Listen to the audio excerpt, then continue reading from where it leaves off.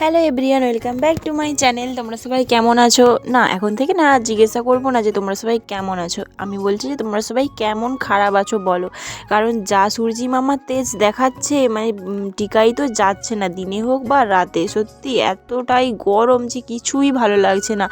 আমি কি মানে আমার ইচ্ছেই হচ্ছে না যে, আমি তো সারাদিনে যা যা কাজ করি তোমাদেরকে অনায়াসেই একটা করে ভিডিও প্রত্যেক দিন উপহার দেওয়া যাবে, কিন্তু এতটাই গরম। আর বিশেষ করে আমাদের তো পাকা বাড়ি নয় যে ঘরের ভেতরে সমস্ত কাজ, তা তো নয়, আমাদের সব বাইরেই কাজ। তাই এত রোদের তাপ আর গরম না, মানে ইচ্ছেই হচ্ছে না যে কাজটা করব আর আমি ক্যামেরাটাও করব, এই ইচ্ছেটা আর আমার হচ্ছেই না। তো যাই হোক, তবুও একটু আধটু করে তো তোমাদের জন্য করতেই হবে। তো সকাল সকাল দেখলে তো একটা রুটির সাথে সস মাখিয়ে আর একটু শসা দিয়ে খেয়েছি, আর একটু ছোলা খেয়েছি। দিয়ে তারপরে এদিকে দাদা একটা শরবত ভেজানোর জিনিস নিয়ে এসেছিলো, তো সেটা রেখে মা কতগুলো বাজার করে নিয়ে এসেছিলো। তো এত রোদের তাপ, এখন কিন্তু মানে প্রায় জোর 9টা হয়তো বাজে, এত রোদের তাপ। তো যাই হোক, আমি এইদিকে সবজি টবজি কেটে জোগাড় তো করে দিয়েছি। এখানে আজকে রান্না হবে কলমি শাক ভাজা আর চিংড়ি মাছ বাটা দিয়ে মানে কলাই বাটা ভাজা, আর হবে ঝিঙ্গে পোস্ত দিয়ে চিংড়ি মাছ, আর হবে টক ডাল, আর আগের দিনের মাছের ঝোল আছে সজনে ডাঁটা দিয়ে। তো এই আজকে রান্না হবে। আমি এদিকে ডালটাও বসিয়ে দিয়েছি, আর মা তো দেখলে ওইদিকে রান্নাও করছিল। তো এই দেখো বেহাল অবস্থা আমার, পুরো রোদে যেন তাকাতেই পারছি না।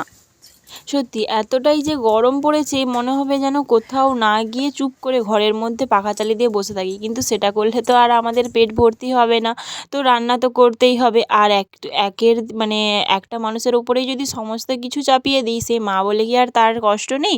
তো সেই জন্যই আমি যতটা পারি করে দিই, কারণ যতই হোক মা শব্দটা তার জীবনে এসছে বলে কি তার জীবনের সব কষ্টগুলো চলে গেছে?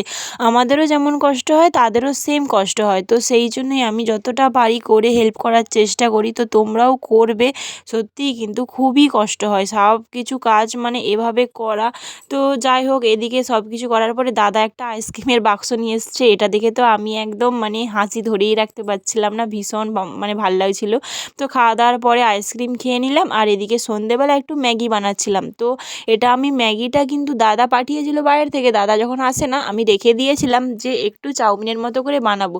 কিন্তু এত গরম, মানে ইচ্ছেই হলো না যে চাউমিনের মতো করে বানাই। আর ও বলল যে এমনি সেদ্ধ করে যেমন ম্যাগি বানায় সেরকম বানা। তো এই ম্যাগিটা না অতটা এরকমভাবে আমাকে, অতটা বলতে আমাকে ভালোই লাগে না একদম। আমাকে ইপ্পিটা এইভাবে স্যুপের মতো খেতে তবুও ভালো লাগে, কিন্তু ম্যাগিটা চাউমিনের মতো করে খেতেই ভালো লাগে। তোমাদের কার কার কেমন ভালো লাগে আমাকে জানিও।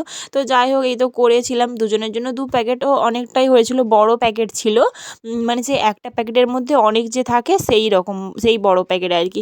তো অনেকটাই হয়েছিল। তো এদিকে সন্ধেবেলা সবাই, মানে সবাই বলতে আমি আর দাদাই খেয়েছি, মা তো খায়নি। চাউমিনের মতো করলে মা খেত, তো মা খায়নি আর আমরা খাচ্ছিলাম। চলো আজকের মতো ব্লগটা এই পর্যন্ত, আবার দেখা হবে পরের ব্লগে। সবাই ভালো থেকো, সুস্থ থেকো, টাটা সব্বাইকে।